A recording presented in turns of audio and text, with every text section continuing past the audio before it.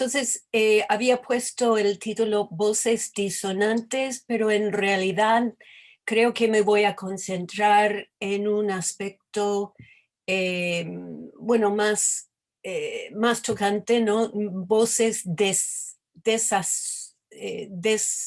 desasosegantes más bien, ¿no? De Emma Penella y Geraldine Chaplin, pero ya van a ver, ¿no? Sí, quiero verlo ahora. Muchas discusiones del estrellato cinematográfico y de sus condiciones y condicionantes, sobre todo en el caso de artistas mujeres, señalan la relación entre fisionomía y cánones de belleza y tipologías de personajes. La crítica estadounidense pionera en los estudios del estrellato femenino, Molly Haskell, habla de una resultante tiranía del tipo, encarnada en, y cito, arquetipos inmediatamente reconocibles tales como la virgen, rubia y menuda, o la vampiresa, morena y sensual. Cierro cita. Pero hay otro atributo físico y corporal que ha recibido menos atención, ¿no? El carácter de la voz del actor o la actriz, su timbre, textura y calidad sonora. Los estudios del crítico británico Martin Schindler constituyen una excepción, ¿no?, en este campo, mientras él afirma la importancia de los estándares de belleza, el carisma, la fotogenia como requisitos para el estrellato. También insiste en el impacto de la voz y la fonogenia como lo que llama un rasgo distintivo y definitorio de la persona estelar.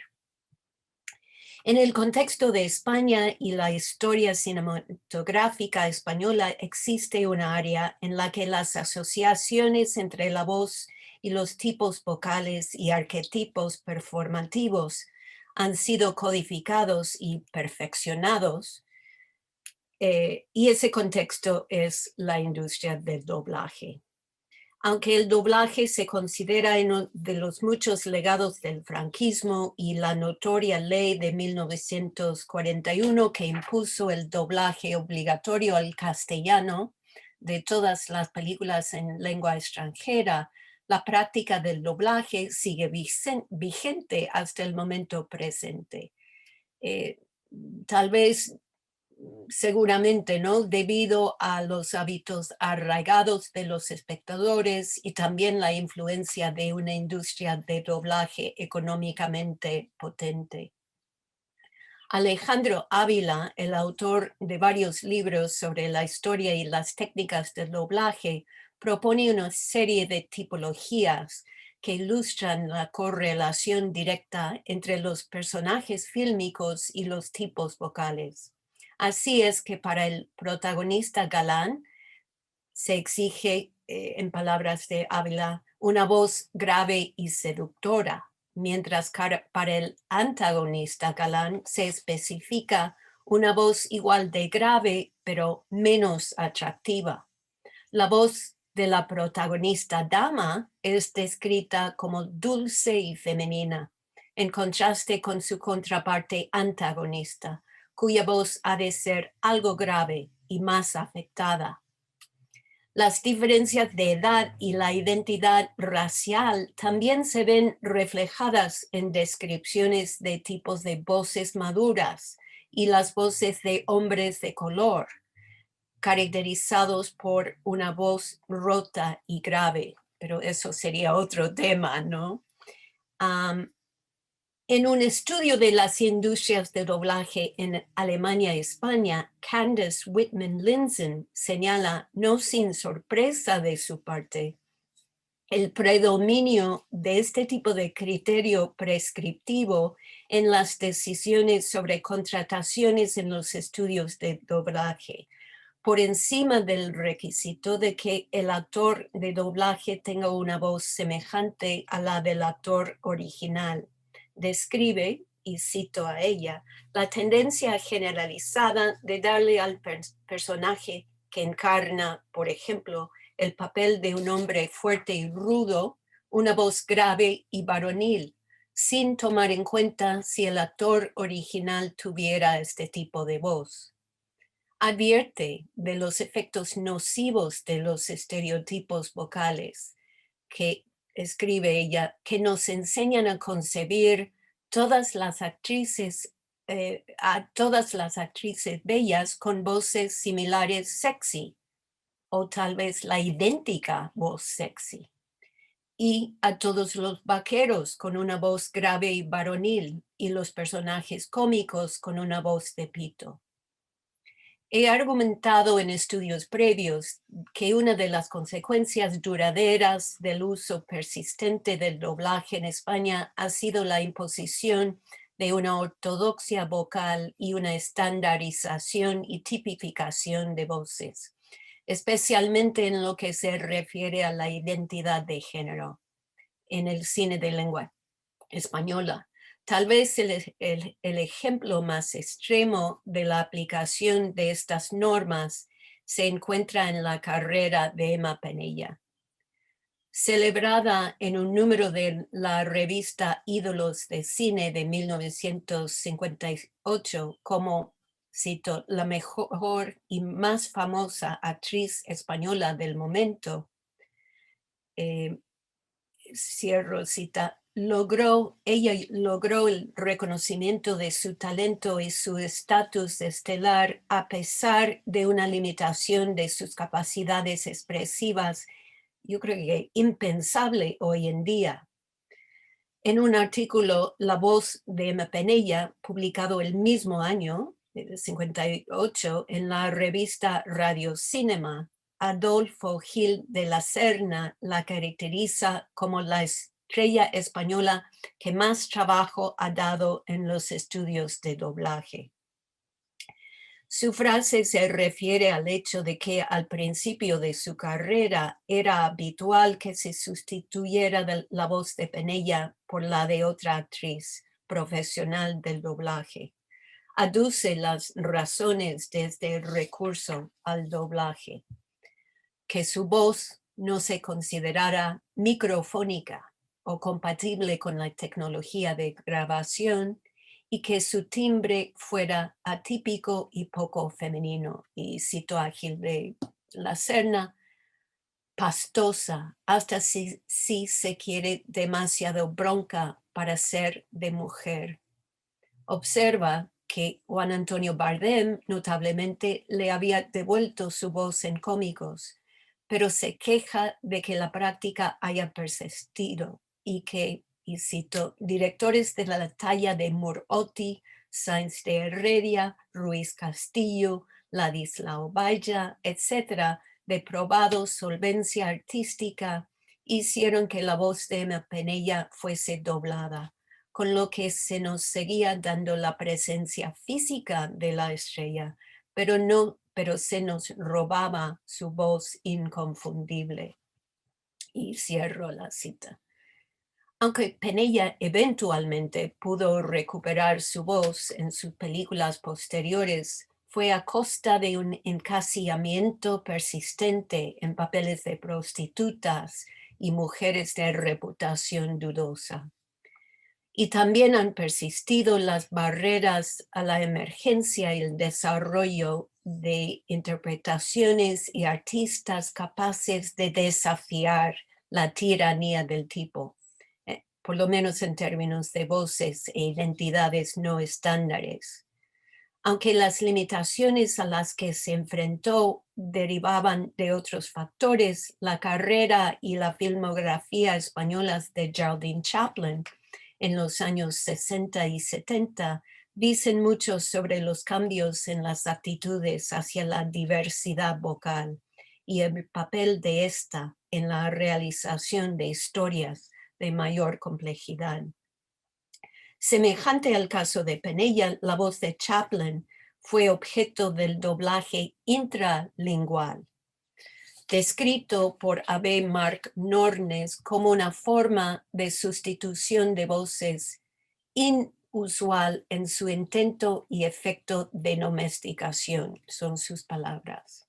Es decir, este tipo de doblaje tiene como meta no la de traducir los diálogos del idioma original al idioma del público destinatario de la película, sino de conseguir un encaje adecuado según el sistema renante entre voz y cuerpo, tipo vocal y arquetipo, y actor y papel.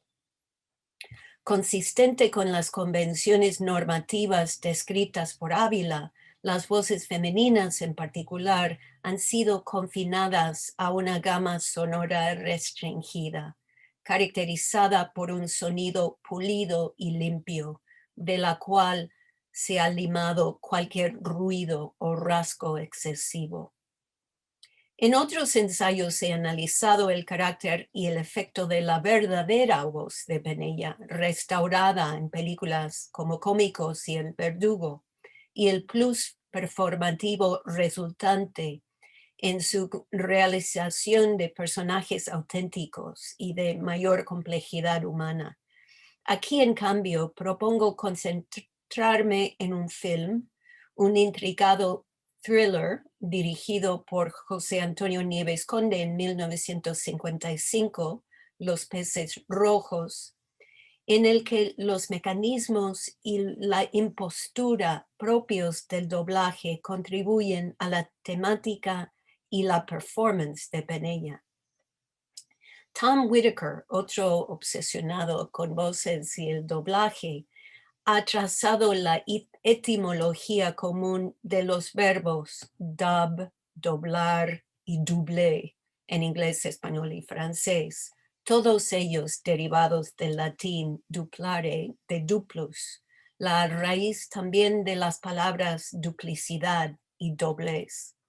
Ya para el año 1932, Jorge Luis Borges había denunciado el maligno artificio que se llama doblaje, que propone monstruos que combinan las ilustres facciones de Greta Garbo con la voz de Aldonza Lorenzo.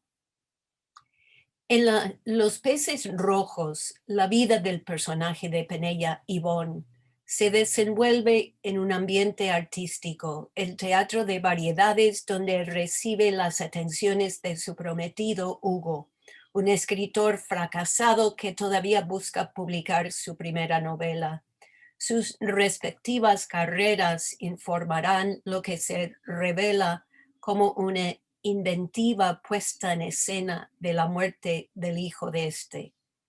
Construida en base a dos flashbacks, la película se abre con la llegada de la pareja y Carlos, el hijo de Hugo, de 19 años, a un hotel de Gijón una noche de fuerte tormenta y mar revuelto. Después de instalarse en el hotel, el trío, ávido de presenciar el dramático espectáculo natural, se dirige a un promontorio al borde del mar, desde el cual el hijo es arrastrado al mar. Mientras se sigue buscando el cuerpo del joven, una Ivonne postrada por el dolor es cuestionada por una autoridad local en la habitación del hotel. Luchando para controlar sus emociones, Ivonne consigue responder a una serie de preguntas. Confirma su profesión, actriz, y la de su prometido, escritor. Explica que el joven perdido es un hijo natural de este y el motivo de su viaje, sus vacaciones del teatro y el haber terminado Hugo su novela. En ese momento, Hugo vuelve e indica que no se ha encontrado a Carlos ni su cuerpo. Ivonne se precipita hacia él y se funden, sollozando en un abrazo. Con esto se termina la entrevista y se cierra la puerta. Una vez a solas, se produce un cambio abrupto en la pareja. Cesan los gemidos, se apartan e Ivonne va hasta la puerta y pasa la tranca. Después se sacude como si se despertara de un sueño y anuncia, con evidente alivio. Ya se acabó todo. Para concluir, ¿y qué me dices de mi actuación? Las preguntas y dudas se suceden. ¿Quién y qué está detrás de la despiadada comedia que acaban de montar? A pesar de las apariencias, Yvonne no es la mujer fatal, cínica y calculadora que parece ser. No hay crimen, o por lo menos el crimen que suponemos a primera o segunda vista. El hijo de Carlos no ha muerto porque no existe, sino que es una ficción inventada por Hugo para beneficiar de la fortuna de la tía que lo ha desheredado. Tanto Yvonne como Hugo son pobres gentes fantasiosas, atrapadas en el laberinto de sus ilusiones y deseos respectivos. Sin embargo, la insistente teatralidad del relato y la reiterada confusión entre realidad y ficción apuntan hacia otra clase de deseos. De hecho, el complejo diseño narrativo del film parece celebrar la inventiva artística de los protagonistas, con una repetición de la escena inicial de la tormenta y el trágico accidente. Esta vez hacia el final de la película, y desde una perspectiva narrativa omnisciente que revela los trucos del montaje y el papel de cada uno en propagar la ilusión de la existencia de un hijo que nadie ha visto. Ups. Como admite un Hugo sumido en la culpa, se contaron con todos los elementos de, y cito el diálogo, ¿no? Una puesta en escena completa, hasta el ambiente, hotel de provincias y los personajes secundarios, un conserje y una camarera. Este grado de autorreflexividad se extiende también al papel de la tecnología sonora. Al falta de pruebas visuales fehacientes, la presencia del hijo en el hotel se sustenta en la percepción auditiva de su voz. En la escena original, mientras la camarera les sirve la cena en el salón de la suite que ocupan los tres, se escucha una marcha militar a todo volumen que emana del cuarto del hijo. El padre abre la puerta para invitarle a acompañarlos a ver el mar, exigiendo que se baje la música. El joven contesta, un trozo de conversación anodina sobre un impermeable y un paraguas, que se remata con un saludo juguetón del hijo. A la orden, coronel, mi coronel. En la repetición posterior de la escena se desvelan los orígenes de la voz. Y tengo que dejar de compartir para poner el clip.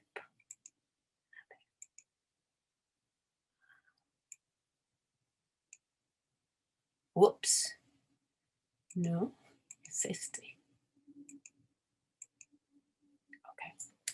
Es muy breve. Ya está hecho. Está bien. ¿Lo escuchan? Ayúdame. Saca el disco. Sí, sí. Reconocerán mi voz. No, todas cambian al grabarse. ¿Y yo en qué momento empiezo a hablar? En este punto blanco. Vete, Ivonne. Y mójate el pelo, no te olvides.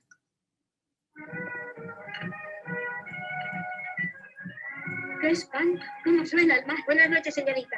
Lleva así toda la semana. Debe ser fantástico. ¿Desde dónde se puede ver? Desde Santa Catalina, un promontorio que hay aquí cerca. Pero allí no pueden subir, mujer. Hace un viento horroroso. El espectáculo debe ser impresionante. ¿Por qué no nos acercamos a verlo? ¿Querrá venir ese? Claro, menudo es. Oye, Carlos, ¿te gustaría...? ¿Pero qué trae esa música, hombre? Es cierto que es muy peligroso. Bueno, yo no podía... Además, aquello está muy oscuro. Bueno, pero esto solo se ve una vez en la vida. Como quieras, de todos modos te vas a mojar. Me pongo el impermeable. ¿Y el paraguas? ¿Y no te lo lleva el viento? Llevaré las dos cosas. Tiene que ser de ti. Carlos, date prisa que ya está la cena. A la orden, mi coronel.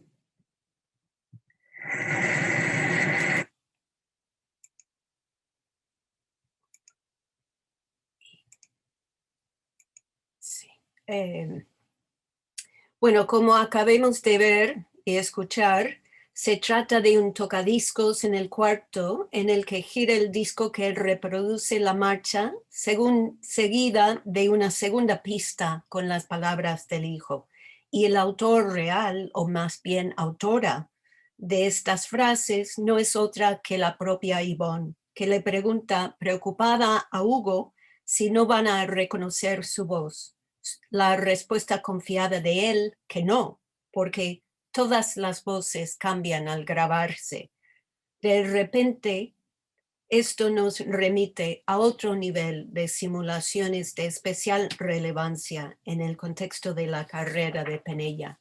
Es imposible no ver o escuchar una alusión, por lo menos imposible para mí, una alusión al artificio subyacente en toda la película y concretamente a la voz ausente, robada en las palabras del crítico Gil de la Serna de Emma Penella, doblada en este film por la actriz de doblaje Carmen Morando. Y eso después de haber recuperado Penella temporalmente su propia voz en cómicos de Bardem. A diferencia del hijo inventado por Hugo, a Penella y a Yvonne le falta su voz, pero su cuerpo hace acto de presencia. Entre las estrellas femeninas españolas del medio siglo XX, Penella se destacó incluso más que las otras, creo, señaladas por Vicente ayer, ¿no? Por su físico exuberantemente sensual. Y he ido coleccionando, ¿no? Descripciones de su cuerpo, su físico, su erotismo voluptuoso, su rotunda sensualidad, su físico impresionante. Y también en la prensa cinematográfica y de corazón se comentaba sobre sus kilos de más o menos, ¿no? En este aspecto, creo que se vislumbran otras posibles razones detrás de la supresión de la voz de Penella, en la convergencia entre un cuerpo excesivamente presente y una voz que desafiaba las categorías convencionales de género, una sobrecarga sensorial amenazante, tanto para los guardianes culturales de la época como para los espectadores. También aquí se alude a la naturaleza fundamentalmente desasosegante del proceso de doblaje en sí, descrito por Michel Chion como un proceso que produce un palimpsesto debajo del cual corre un texto fantasma. En la teoría de la información, la palabra ruido se utiliza para caracterizar cualquier elemento que filtra, perturba o interfiere en el proceso comunicativo. En el caso de Penella, como hemos visto, la interferencia viene de la calidad sensual de su voz, una voz con grano, según la formulación de Roland Barthes, una voz que expresa y son las palabras de Barthes, la materialidad del cuerpo que habla su lengua materna. Para Geraldine Chaplin, en cambio, el ruido o exceso se origina en su acento nativo en español. Chaplin llega a España a mediados de los 60 y poco después inicia su colaboración profesional y también personal con Carlos Saura. Entre 1967 y 1979 hace 8 películas con Saura, comenzando con Peppermint Frappé, terminando con Mamá cumple 100 años. Su voz fue doblada en 4 de estas películas, mientras que en 5 el personaje que encarna es una extranjera y habla con su propia voz en castellano con un acento inglés. Aunque el censo se complica, puesto que en 3 de esas 8 ella hace 2 papeles. Y en 2, Cría Cuervos y Elisa Vida Mía, utiliza su propia voz a pesar de interpretar a personajes españoles. Desde su llegada, la prensa toma nota de Chaplin.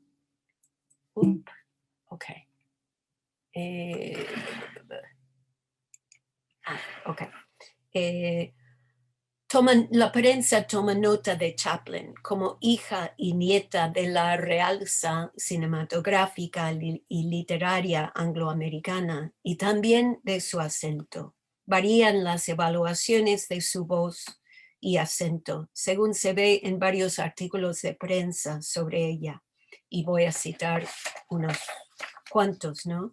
Geraldine, de voz rubia entre whisky y tabaco americano. Habla un español pasado por USA, meloso, acariciante, irritante a veces. Acentillo suave que casi llega a ser castellano. La descripción de la propia Chaplin de su inglés nativo señala cierta cualidad indefinible. Y cito a Chaplin: en los Estados Unidos dicen que mi acento es muy inglés, pero en Inglaterra sucede todo lo contrario. Creo que mi acento no es de ninguna parte. Según la sociolingüista Rosina Lippi Green, y cito, un acento solo se puede entender si hay una base de comparación, de tal forma que los rasgos prosódicos y la fonología de su forma de hablar le identifican como alguien de otra parte.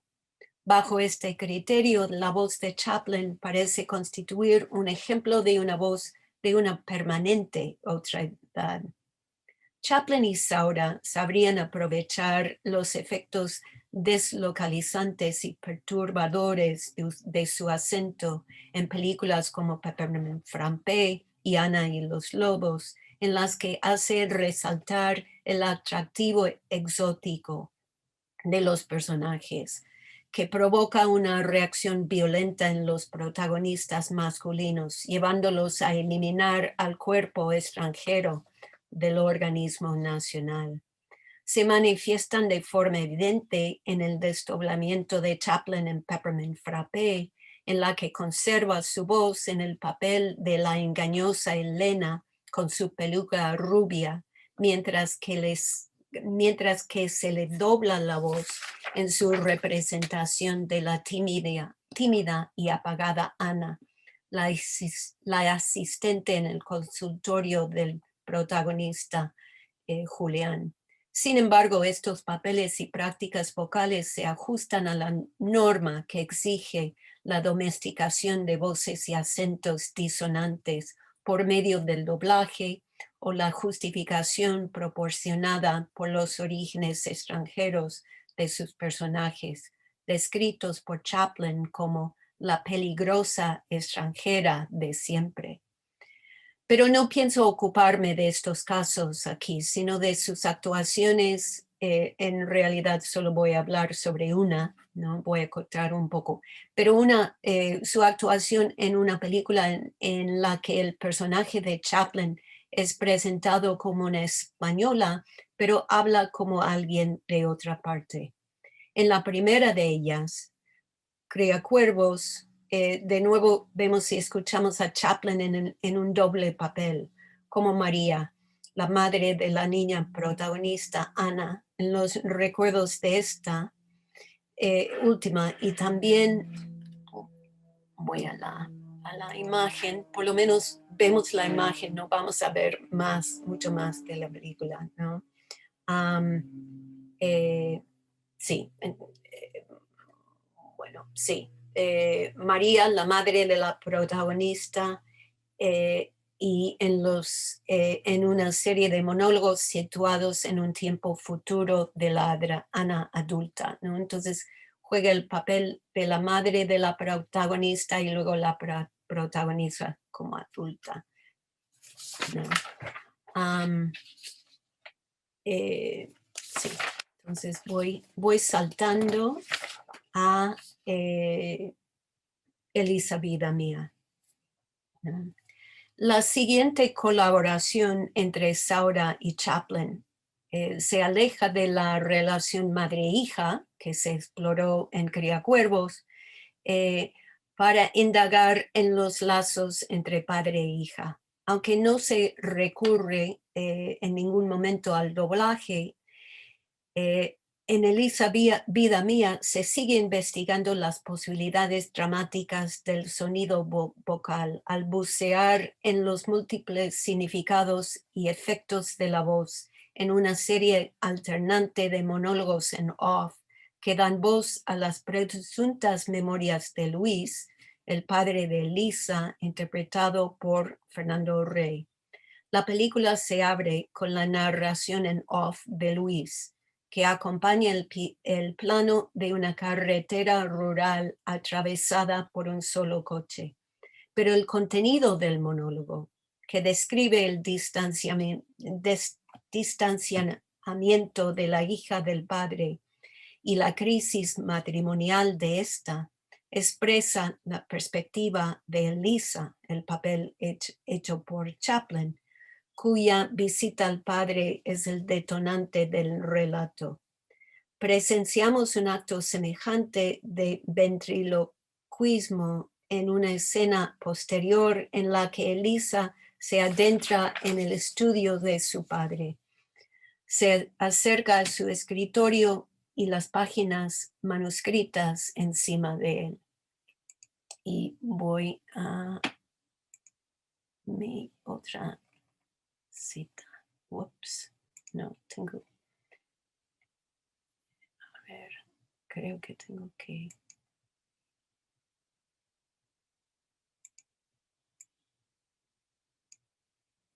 ¿Están viendo la imagen del film? Sí, muy bien. Okay.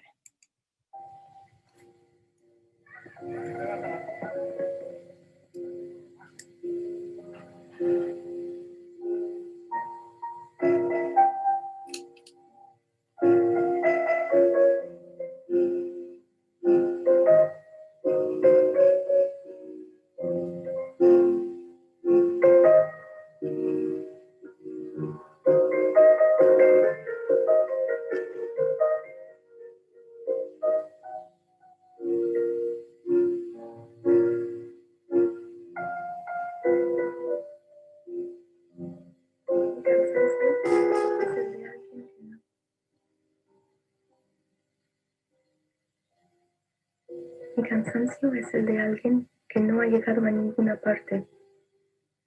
¿Pero dónde quería llegar yo? ¿Cuál era esa meta propuesta? ¿O acaso esa meta era solo una ilusión? No puedo decir que he vivido engañado, porque yo mismo he colaborado en ese engaño.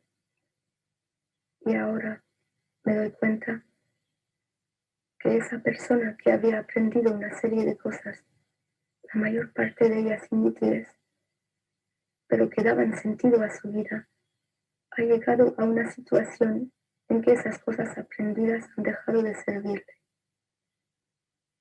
Ahora ese hombre que veo en el espejo quiere empezar una vida distinta, sin renegar por eso de su vida anterior. Ese hombre no tiene nada, ni juventud, ni belleza, ni se siente en posesión de ninguna verdad, ni cree en otra gratificación que aquella que la vida proporciona. Por no tener, ese hombre no tiene ni la seguridad para enjuiciar las cosas que dicen se adquiere con la edad. Ese hombre que ahora anda a tientas tiene el propósito de empezar una vida distinta, y lo único que empaña su propósito es el temor de que sea ya demasiado tarde.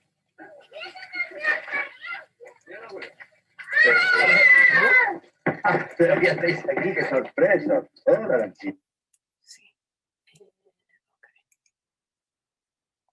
Okay. Bueno, de vuelta, ¿no? En la secuencia llama la atención la cuidadosa escenificación visual y también auditiva, ¿no? Y el tratamiento de la voz, ¿no?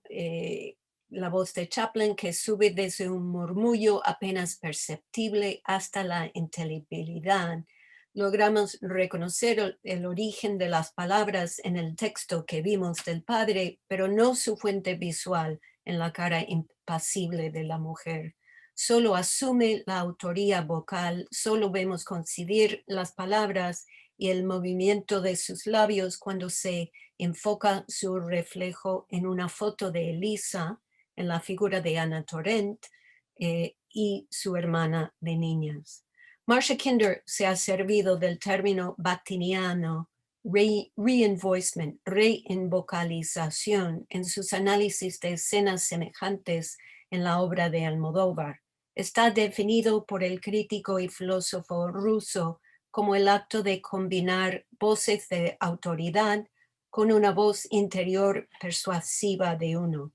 Me parece que el concepto también es útil aquí para iluminar la contienda, tanto artística como existencial, entre padre e hija, para reclamar la voz y controlar la historia de la familia y el pasado, presente y futuro de sus miembros.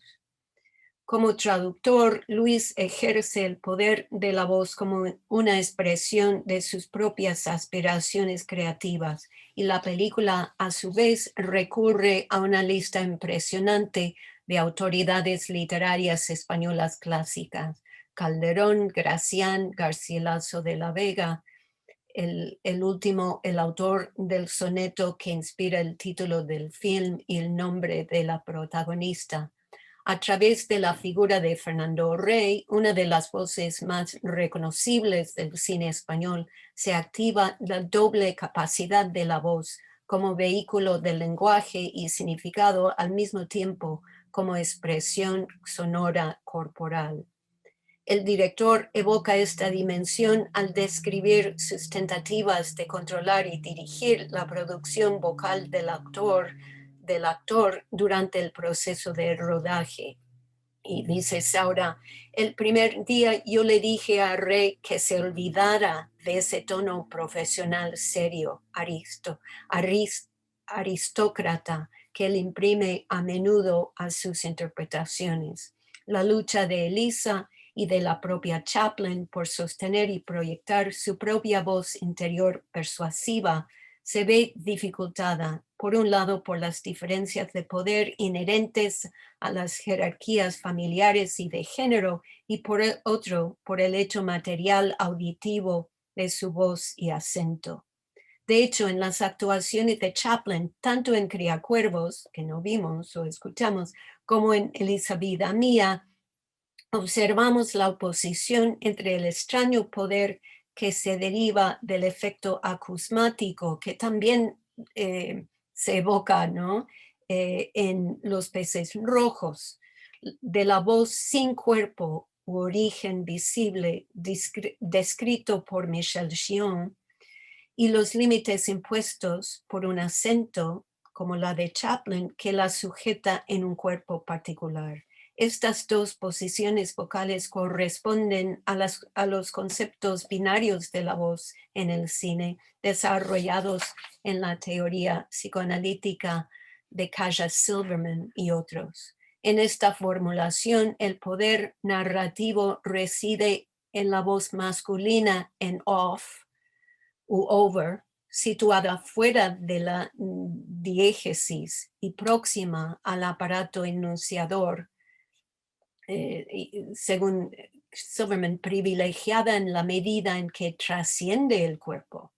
En cambio, la voz femenina en esa formulación se encuentra contenida, anclada en el cuerpo de la mujer en la pantalla y subordinada a su papel en la narración, y como tal distante de la autoridad narrativa, ¿no? Sin embargo, la penúltima secuencia de Elisa Vida Mía plantea un desafío para este modelo de desempoderamiento de la voz femenina, poniendo en escena el aparente triunfo de la hija después de la muerte de su padre, y en donde se apodera del poder de la voz en off. Una lenta toma panorámica de las habitaciones vacías de la casa nos lleva al estudio donde vemos a Elisa que escribe sentado en el escritorio del padre. Al verla trazar las palabras en una hoja, escuchamos el mismo monólogo de la primera escena, pero esta vez en boca de ella, quien reclama el control de la voz y el derecho a contar su propia historia.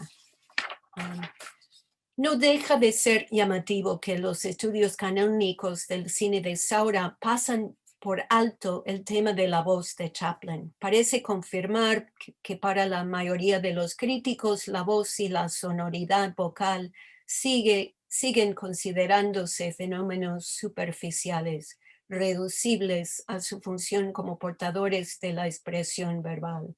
Una excepción notable se encuentra en un ensayo del crítico Juan Hernández Les, con un enfoque en las películas de la época chapliniana del director, identifica un cambio de tema y estilo respecto a su cine anterior que atribuye en gran medida a la influencia ejercida en Saura por, cito, la existencia de una actriz como Geraldine Chaplin.